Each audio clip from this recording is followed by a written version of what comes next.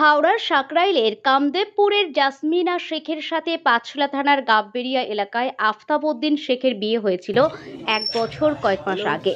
কিন্তু শুক্রবার 22 তারিখ ঝুলন্ত দেহ উদ্ধার হয় জাসমিনার। শ্বশুরবাড়ি থেকে হাওড়ার পাঁচলার গাববেড়িয়া এলাকায় শ্বশুরবাড়ি থেকে ঝুলন্ত দেহ উদ্ধার হয়।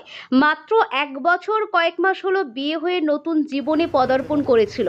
কত আশা ও স্বপ্ন নিয়ে শুরু করেছিল নতুন জীবন, কিন্তু এই অল্প সময়ের মধ্যে পৃথিবী ছেড়ে বিদায় নিতে হলো ফুটফুটে তরতাজা একটি প্রাণকে। অত্যন্ত বেদনাদায়ক ঘটনা। জাসমিনার স্বামী ছাড়া শ্বশুরবাড়ির সকলেই পলাতক।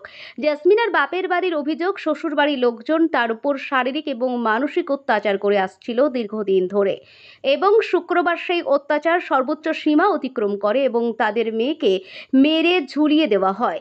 তারা পাঁচলা থানায় অভিযোগ দায়ের করেছে এবং প্রশাসনের কাছে সঠিক বিচারের দাবি রেখেছে। বিস্তারিত জানতে দেখতে থাকুন পাঁচলা টিভি। ওরা মেয়েটাকে মেরে টাঙিয়ে দিয়েছে।